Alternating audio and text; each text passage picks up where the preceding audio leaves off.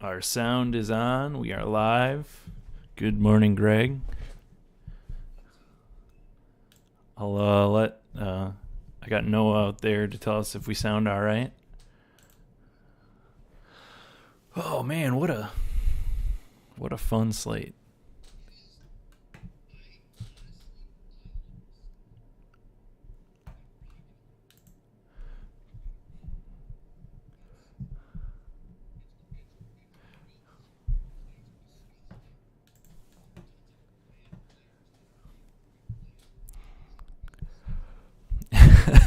Yeah, this is a place where, man, you got teams not playing for anything. All right, let's see. Greg is quiet, and I am very loud. So we'll swap. I'll do some adjustments here.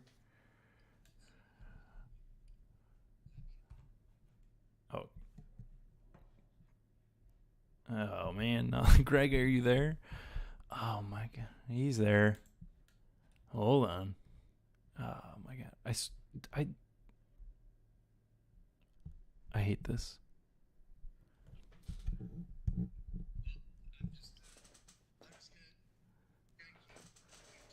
Yeah.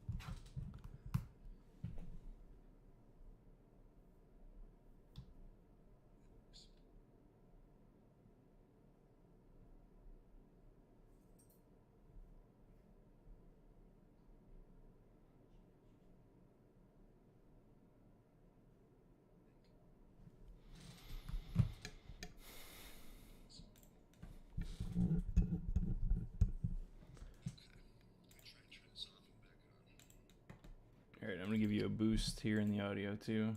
It says you're quiet.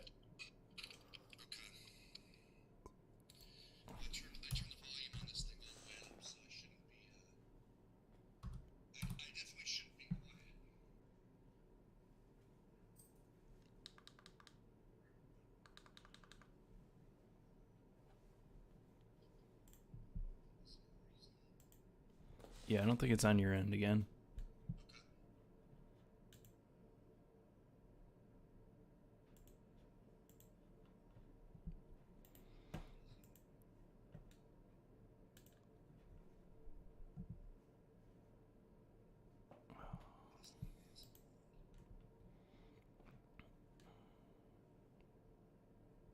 I was literally, once again, just listening to this as a test.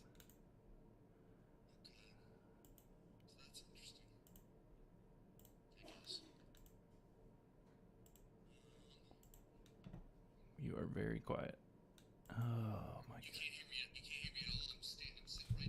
No, I can hear you. They can't.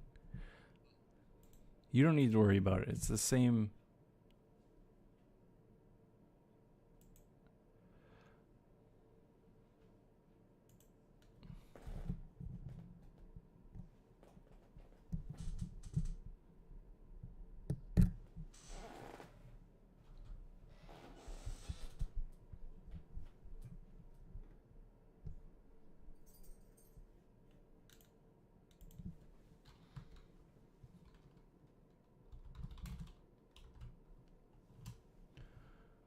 Okay.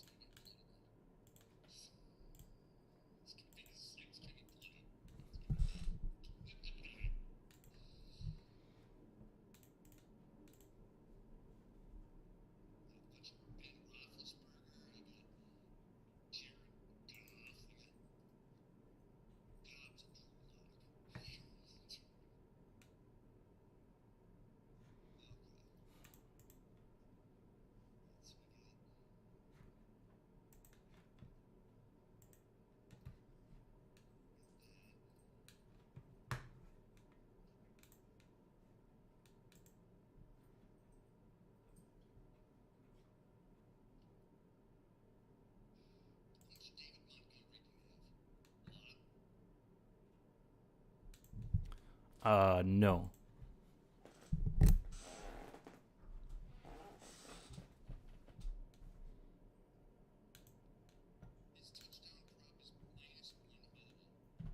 That seems pretty high.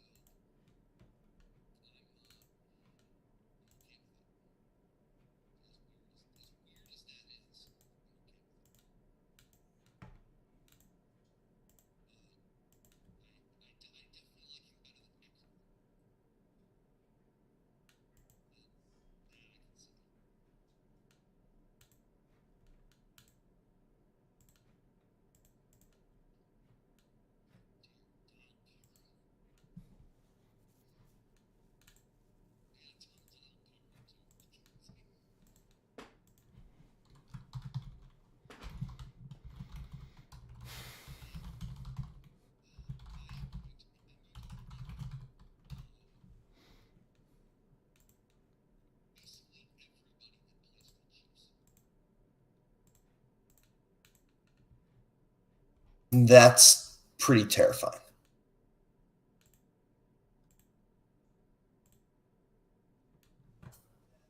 Okay. There he is. There he is. Oh, you can hear me? I think so. Okay. Yeah. Cool. All right. Good deal. I don't even need to win any contests today. As long as if we figured it out, hey, that's cool.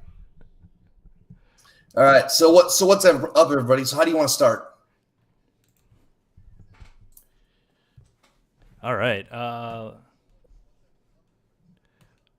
Let's start with I think you were just saying some things about David Montgomery. Okay. So let's start with the chalk running backs. Yeah. Okay. So the chalk running backs, pretty clear. Your chalk running back's going to be. It has not changed from what I said in my article. It's Eckler, it's Gordon, and it's Montgomery. And you're going to see quite a bit of Le'Veon Bell. You're going to see quite a bit of Nick Chubb, probably not enough. And Darrell Henderson looks overowned. So that's kind of where you are at running back.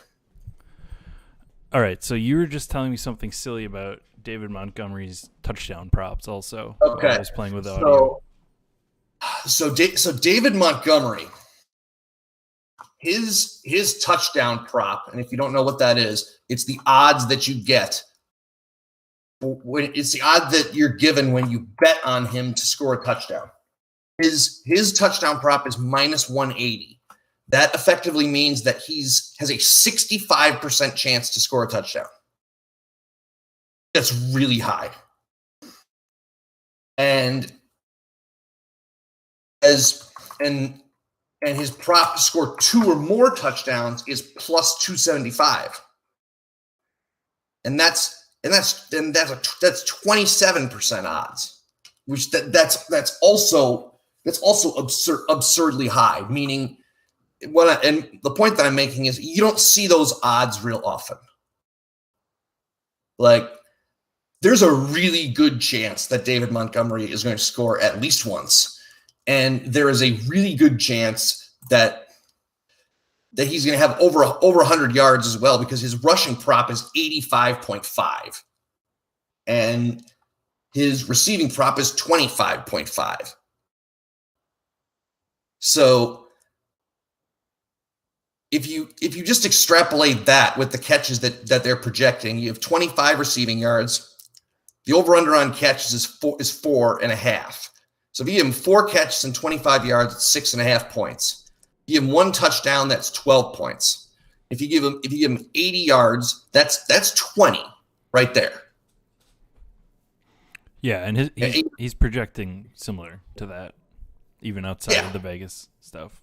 And that's right in line with the projections. So the thing that I'm having a hard time, and maybe you can convince me of it, is how we didn't want to play him when he was cheap.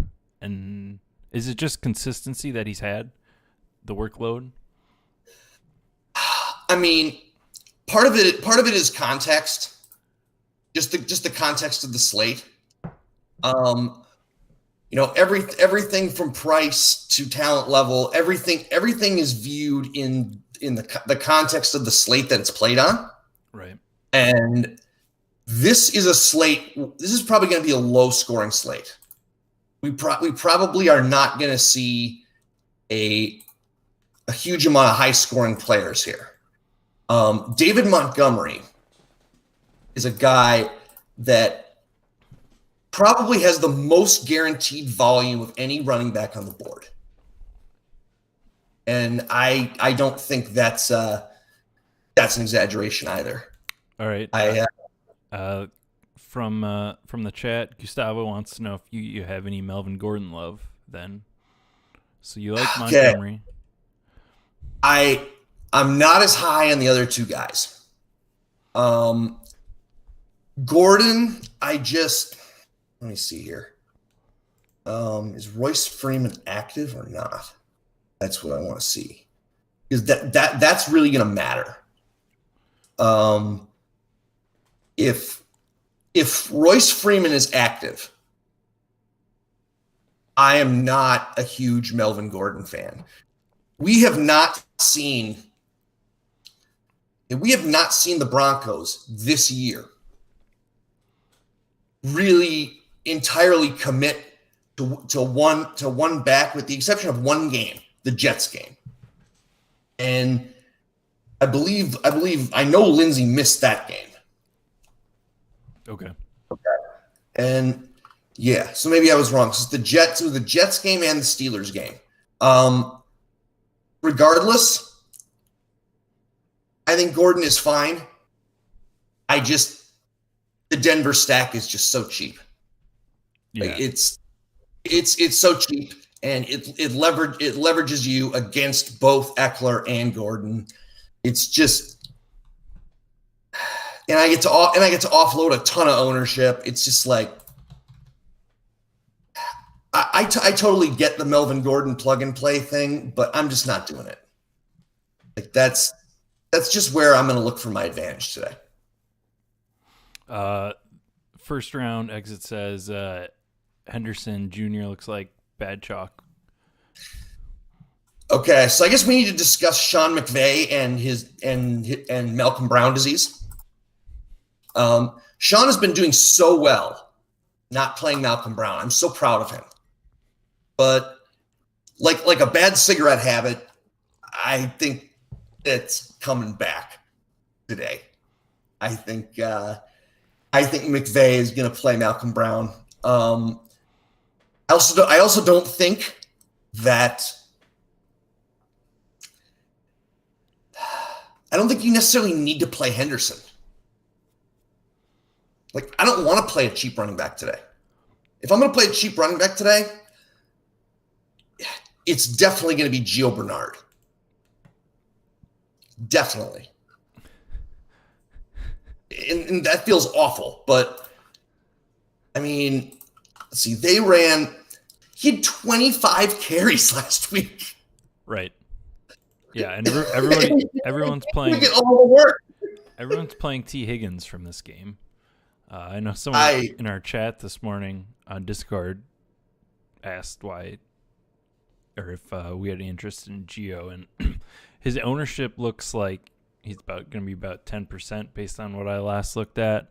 And he, like you said, if he gets the same workload that he did last week today against this Houston run defense, like, he should be higher owned. The question comes down to is, do we believe that he is going to get that work? Well, I don't necessarily think he needs to. or 4,800. But what he does need to do is he does need to score.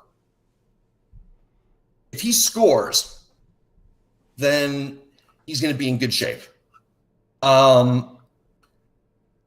saw it last game that the Bengals, what they want to do is they don't want Ryan Finley to come out and throw the ball. At least if we can draw any conclusions from that last game, they really don't want to do that. Yeah. So, and when they do that, you get a lot of short passes. They took a few shots down the field, but they weren't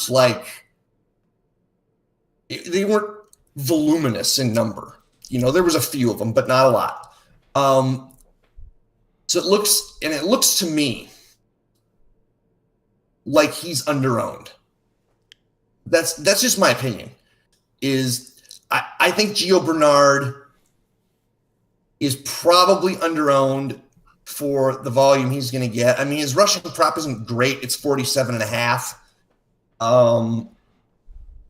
Obviously Vegas is down on this offense as a whole. I think it's like 19 points or something implied about that. Yeah. So, but if people are going to play T. Higgins from the 19-point game, I don't know why. I guess the idea would be that they're going to be behind and they're going to be passing him more. But are they going to let Finley pass? I don't know. All right. Are they going to let Finley pass, or are they going to care? True. Are they going to care if they're behind? Or are they just going to not want to be embarrassed? Yeah. So a quick Austin Eckler is the last big high chalk, and I'll just say right up front that I hate this play today.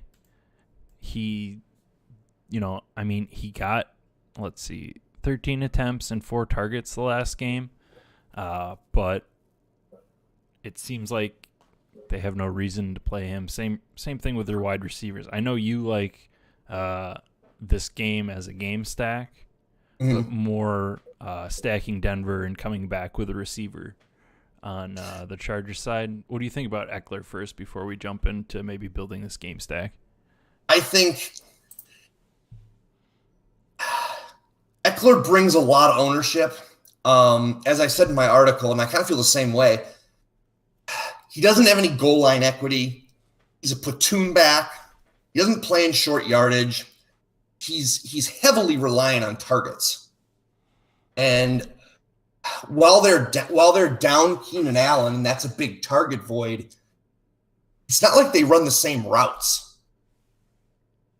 It's not like it's a plug and play. And it seems like over and over again what we're getting is we're getting this assumption in the DFS world that he's gonna magically pick up, he's gonna have 8 to 12 targets again.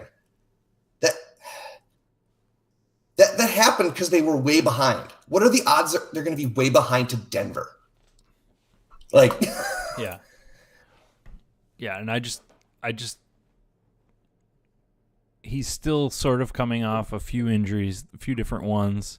I mean, I think he got in full practices this week. I didn't see any mention of it, but Chargers don't have anything to play for. Why hurt this guy that's probably going to be part of your team next year and a key part?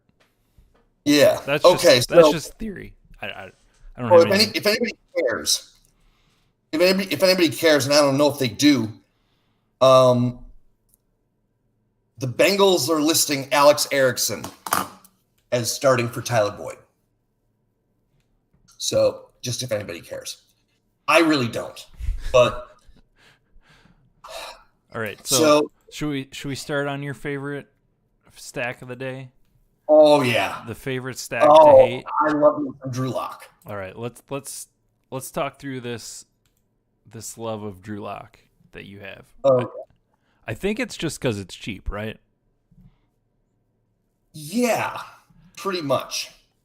I'm not as high as I was yesterday, but I'm still pretty high on them. They're just really cheap. They're really cheap. They have a tight end that that has the highest target share on the team, and they have a pretty underrated receiver in Tim Patrick, to be honest. Yeah.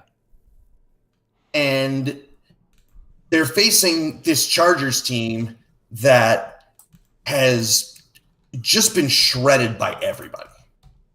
Like they don't stop anybody. They don't do anything well. This Chargers team is just a wasteland. That they're easy to attack. This, as I said, this is going to be a lower scoring slate, I think. I don't see a lot of huge ceiling plays. And the ceiling plays on KC are too expensive to put them together. I think the Chiefs are overpriced and overowned. That's just my opinion. I think Le'Veon Bell is adequately owned. Yeah, I think he is a good play, and I am also interested in playing Kelsey today, but I am not playing large field tournaments today. Yeah, if I'm playing Kelsey, I'm playing Kelsey in the flex with another tight end. Sure. I mean, he's basically their 1B receiver. Well, yeah, he's their number one receiver. I mean, he's a tight end, and he has an outside chance of leading the NFL in receiving. Right. Yeah. Think about that. Yeah. So I like those two plays on the Chiefs, but there's no way you can stack that team today and feel like you can win a big tournament unless you get a bunch of low owned or cheap guys that go off. I mean, unless you want to play unless you play Brandon Powell and Ito Smith and they combine for 4 touchdowns. Right. Right. All right. So I got Locke, I got Patrick, I got Fant in this lineup here. Sure. We're going to win me $1 million. Who am I running it back? Well, so I think you can do this a couple of ways. I think you can, if you want to run it back with Mike Williams, I think you can. The upside is really high. If he plays most of the snaps, he's going to smash that price. He is 4,500 here on DraftKings. Yeah. There's no question about it. The only question is he going to play enough? Yeah. My inclination is that at his current ownership level, my inclination is to play him in the stack. And I only say that because I think wide receiver sucks this week. Okay. There isn't anybody that doesn't play for the Steelers or the Rams or the Broncos that I'm enthusiastic about playing. And it's really terrible to say that. Let's go through that list again for me. Steelers, Broncos, and the Rams. Okay. We can get to Steelers next because that's a stack that I'm interested in large fields. But let's say we're going with Mike Williams, Tim Patrick, Noah Fant. Yeah. So this is what you're talking about. We now have 6.3 thousand. You know what I mean? 6.3K left per player. If you want to get crazy and punt a defense, like the Jets or Jaguars, I don't know, just let's say Jaguars, I don't know. We'll just throw one in. You have 7.325 to do. You got 2 running backs, a wide receiver, and a flex to just party down. Yeah, and so something like this, which is a low-owned, cheap stack. Where do you see yourself going to fill in around it? I mean, I'm spending up at running back this week. I'm totally fine with the David Montgomery chalk. I think it's totally fine. I think the projection is in line with the Vegas props. and I think his odds of getting 2 touchdowns is pretty much in line with the ownership. And if he gets 2 touchdowns, there's a pretty darn good chance he's on a winning lineup today. Yeah. So I just threw in Jaguars here as a defense. Probably don't want that. No. Against him. If he's rushing for 2 touchdowns, I don't think that Chicago's going to be out there throwing it much, giving Jacksonville a chance to get like a pick 6 or something and make value. Yeah, and let's be clear, the Jets completely screwed up last week by winning. Yes. Like completely. Like it's the most Jets thing to do ever to win that game. Like Jacksonville, they don't want to win. Like winning would be a disaster. Right. They're starting Mike Glennon this week. I mean, yeah, winning would be a train wreck for them. I mean, they're the Jaguars. They're never going to get a big time free agent quarterback to come there. It's never going to happen. This is their only way to get an elite quarterback. Yeah. So they're not going to screw this up. All right. So we got Montgomery. Who's another pay up running back that you would want to throw in here then? I think I think Jonathan Taylor. I was just gonna say, here's something that I like, and we'll get into it. We put Jonathan Taylor, and then we come back with Deontay Johnson, who has just he is number 1 in targets on that team. Like, despite that one game that he got benched, quote unquote, for drops, blah blah blah. Everybody's worried about him, but I just think he has a nice correlation with Taylor, and just gets the work. Yeah. I think playing Johnson and Taylor makes sense, or playing Juju and Taylor. Yeah, because then I don't know. But I'm not playing Claypool outside of a stack. Yeah, he's really fallen off as far as that target tree goes.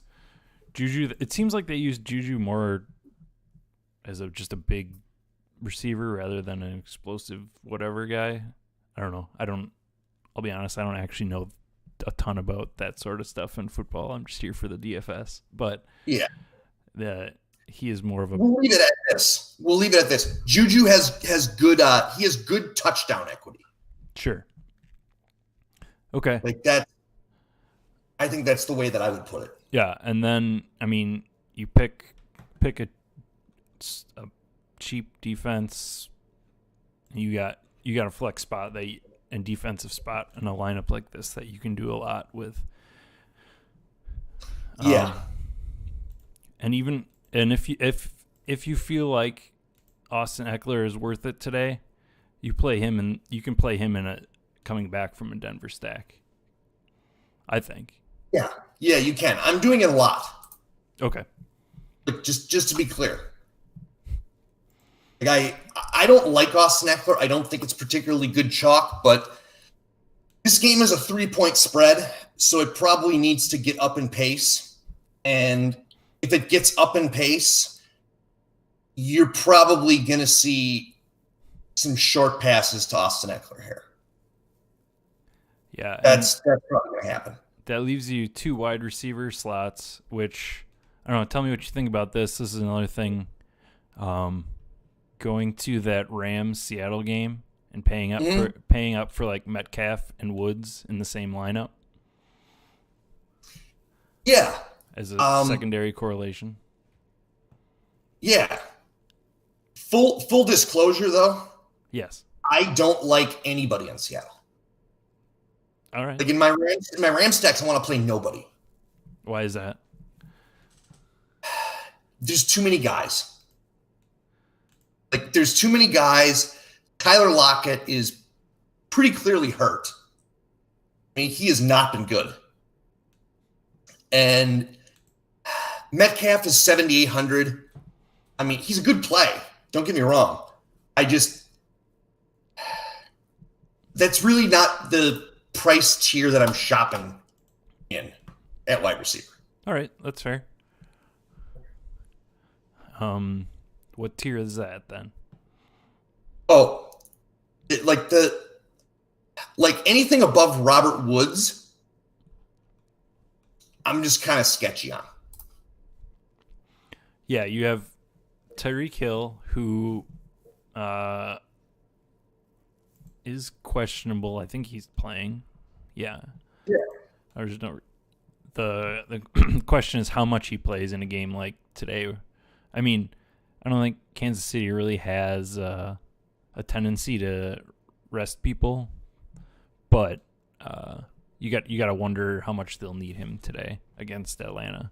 I mean, he could just explode against Atlanta, but hard to go there. Ridley is just, I mean, I don't know. What do you think about? I know you don't want to play Ridley. He just seems way too expensive. Like, it's hard to pay that today. He's too expensive. I would say that for me, I would say that he is. I would say the ownership price that you're paying on Calvin Ridley is fair. I would say it's adequate. Yeah, and then we don't love it, don't hate it. And then we got A-Rob, who is also I do like Allen Robinson. I do like Allen Robinson. It seems like that whole passing stack is also a little bit overowned. I don't know. Yes. In my initial look, like suddenly, I mean, it's against Jacksonville. He said they don't want to win, but suddenly everybody wants to play Trubisky after like 3/4 of a season of just trashing on the guy.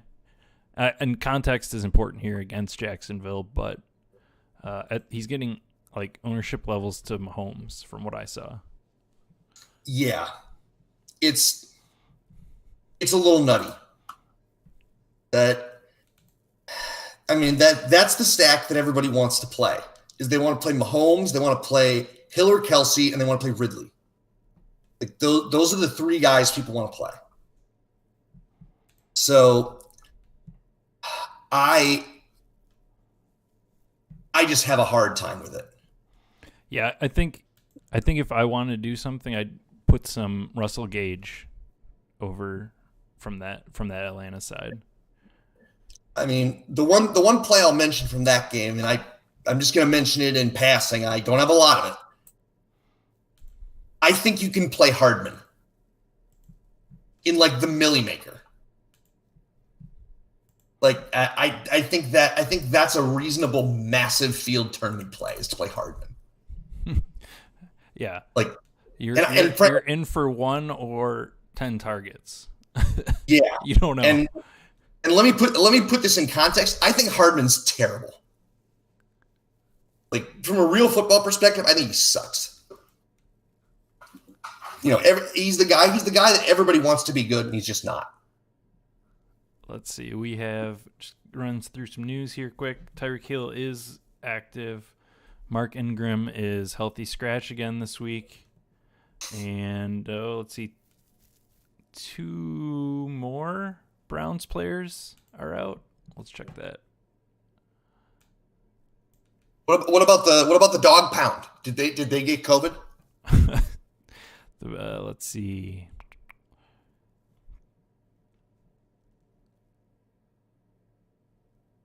They are without 2 of their best offensive linemen. I got the news up here from Roto World. The Browns have Kendall Hinton. Yeah, so we already knew all their wide receivers were out, or I guess I did.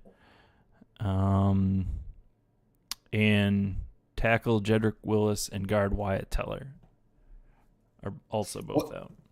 Well, the Jets only have 1 NFL defensive lineman in Quinnen Williams, and I believe he's done for the year. So that the line part has less effect. Yeah. And the only thing and it would just be adding insult to injury for the Jets to win again. I mean, at this point, they might as well go for the pride. They really, I was in Pennsylvania earlier this season. I had my first chance to do some legal sports betting, and just for the heck of it, I put in a bet on a team to go 0 so no wins. So they ruined my $2 bet also. I'm very upset about it. It would absolutely be a Jets thing to do to like win the last 3 games and then end up with like the number 7 pick or something like that. And then take like a tight end that sucks. Something like that. Right. Yeah. So let's I don't think we've really addressed it, the whole situation here in Cleveland. Well, I think there's so many good cheap receiver plays this week that I don't see the need to go chasing these Browns guys. It's not like they have a shortage of players. Like, here, let's go over their receiving props really quick, okay? That'll be a helpful exercise. Austin Hooper, 35.5 yards. Harrison Bryant, 20.5. Kareem Hunt, 26.5. Marvin Hall, 44.5. That's pretty high for 3K. Catches. Hooper, the over-under is 3.5. Bryant, it's 2. Marvin Hall, it's 3. The over-under is 3. Kareem Hunt's 3.5. Like, I'll say this. I think you can for sure play Marvin Hall. Like, for sure. I'm probably just not going to do it. Like, I have so many of the Denver guys. Yeah, you're already taking the cheap receivers from there. So Marvin Hall has not played a snap with this team. So they have to throw it to someone, I guess. But I don't know. It just feels like, to me, they're going to rely on 2 tight end sets and running the ball. If not 3 tight ends. Sure. And again, I'm not super like actual X's and O's savvy, but to me, I don't see them running Kareem Hunt as a wide receiver. If they had those plays in the playbook, he would have been doing it already. Yeah, I would have to look up how often he lined up as a wide receiver. Maybe that number is higher than I think, but I don't think they're suddenly going to use him. They're going to just keep him on passing plays as the running back. Probably, yeah. I guess the only thing I would address from this game is I want to see what the rushing prop on Nick Chubb is. Okay, total rushing and receiving yards for Nick Chubb is 100. Considering Nick Chubb doesn't catch passes, that's quite a bit. Yeah. So Nick Chubb's also very expensive at 7.8K for a guy that doesn't catch passes. Like, that's expensive. So, I think Montgomery is a better play than Chubb. Is he twice as good of a play? Probably not. It's absolutely viable to just play Chubb instead of Montgomery. I don't know how ownership can account for this situation for the Browns either. I don't know that I trust that Nick Chubb ownership number. I never trust the Nick Chubb ownership number. It's always okay. Let me be clear. If you play in like the $3 play action, or like the mini max, or the first down, like one of these lower stakes tournaments, Nick Chubb is almost universally overowned. Like, he'll be projected at 10, and he'll come in at 20%. I saw him one week that I won, that I finished third. Nick Chubb was projected like 6-7%, and he came in like 22%. Yeah. Like he was 22% owned for some reason. People want to play him. Right. And a situation like this is going to increase that want, that desire. Yeah. I mean, yeah, I'm not sure. I'm not sure the gap is that wide. And before we should probably talk about the Steelers briefly, but before we move on, I want to mention one more thing about running back. So he's going to be owned, but if you're not playing Jalen Hurts, playing Miles Sanders is a reasonable thing to do.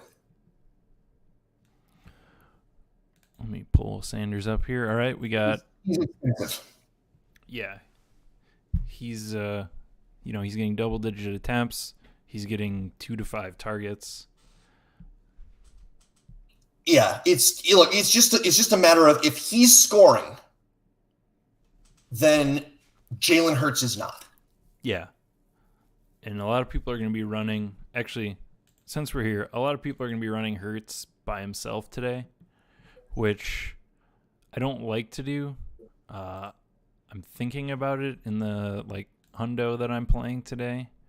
But the other thing is that even makes it harder to stack him. Like normally we're playing him for his rushing floor, but now today we also have Deshaun Jackson active. Like I have no idea how much he's going to play. So this Jeffrey's active, he's got Rager, Ward, Fulgham. They're all cheap. That one of them could go off, but which one? How do you know? Well, I think if I'm one of the things that I do when I build lineups is if someone's going to be really chalky and they have a really high ceiling, I like to play a position player that's paired with them, just to block. I think playing Goddard is a reasonable thing to do. He's over-owned, but I think it's a reasonable thing to do game theory-wise.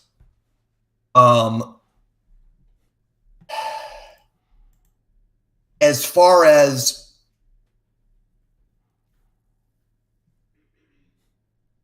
I think with Deshaun Jackson active, that makes me more interested in Jalen Reagor. I'll say that as well. And I'll be honest, I don't actually mind the Deshaun Jackson punt as I think about it for 3K. Yeah, Doug Peterson loves these guys that are straight up corpses. Like he keeps playing Alshon Jeffrey for reasons that just transcend understanding. Right. He decided to bring Jordan Howard back for whatever reason. Don't even get me started. That was so hilarious that he signed Jordan Howard off the street and Jordan Howard gets 10 carries the first week. It's just stupid. It's so, you idiot. Oh my God. And I've been, and we'll move on, but for the record, I've been on the Doug Peterson is a moron train, even when he was winning the Super Bowl. Talk about the weirdest. We don't need to talk about it now, but the weirdest situation, how Foles came in and now Foles and I'm blanking on his name. Wentz both suck. It's just how did they win that year? I don't know. Yeah. Imagine trading Nick Foles away and getting the short end of the deal. Not even. Yeah. All right. So the Steelers. Let's jump over to the Steelers. We have a team who won how many games? 11 games in a row? Is that right? Yeah. 11 games in a row. They were the toast of the town. Everybody was playing Ben Roethlisberger and Deontay Johnson when he was healthy. And then they lost some 2 bad games, and they looked terrible. And now they are the worst team in the league, right? That's how that works? Apparently. Yeah, apparently they're the worst team in the league. Listen, I've thought the Steelers were overrated even when they were winning, but we've gotten to the point where they're just undervalued. That's all there is. So, and they're Deontay Johnson specifically is highly undervalued on this slate. Yeah, I mean, and we've seen like nonstop island games with these guys, I feel like, and everyone wants to talk about how Ben just throws, and it's true. So I'm saying nothing new here. So like, why not take advantage of this? Everybody else is down on him. They're still the same players. It's not like they're not going to throw it. So I don't know. Yeah, they're still going to throw it, and I think Jonathan Taylor's a pretty solid play too. I think he's a decent contrarian running back play. And if you're building a bunch of Steelers stacks, I just remembered it, so now I'm doing it. Don't forget to play Ebron. Yes, I'm serious. I had him up here. I'd thrown Deontay Johnson, Juju, and Ebron in the lineup. I'm not gonna play all three together probably. No. Although maybe you could get crazy. But yeah, he was he injured in Cincinnati? Did he get injured? Ebron? Yeah. Yeah. Okay. That's why he had one target. And the week before he had 5. So everybody's down on him. But if you go back, he had 5 to 11 targets like every other game. And he's got significant red zone equity. So, I mean, I think he probably will legitimately be 1% owned. Like, I'm not joking. He's probably going to be 1% owned. Yeah. So what about on the other side?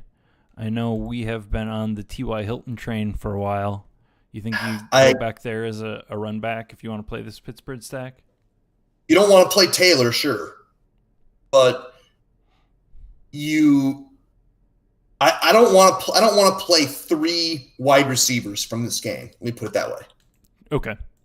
So, but if you're taking like Ebron and Deontay Johnson, or you just like Juju a lot today? I know I love Deontay. I think Deontay's great. Okay.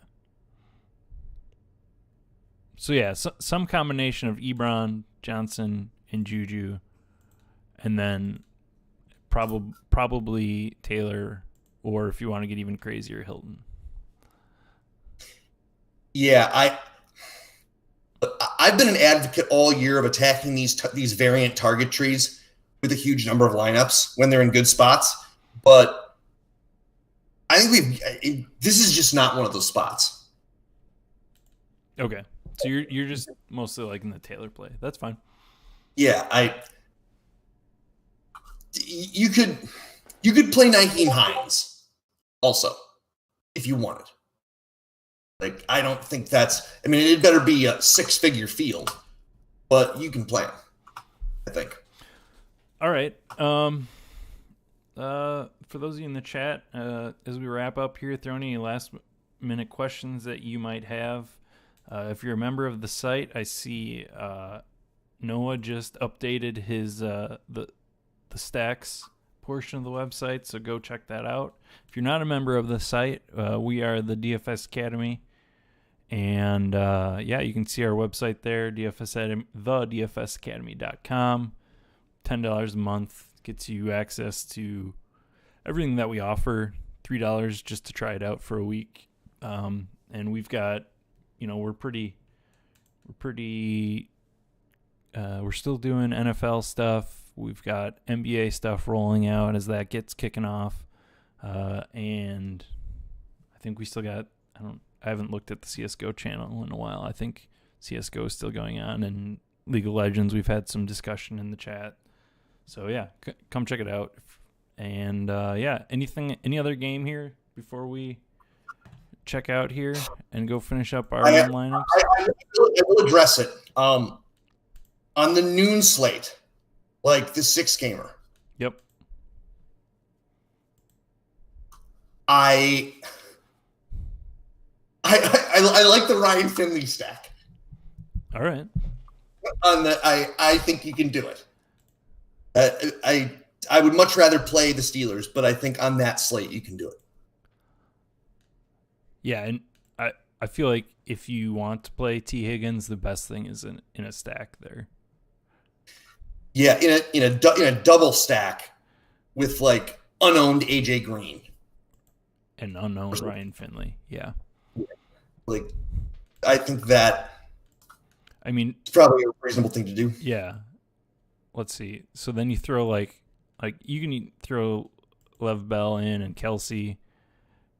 Get crazy with some paying up for Ridley. And you've got a reasonable amount with that Cincinnati stack. You can run it back with someone who I guess we need to get the official Greg stance on David Johnson today. I'm in. He's in.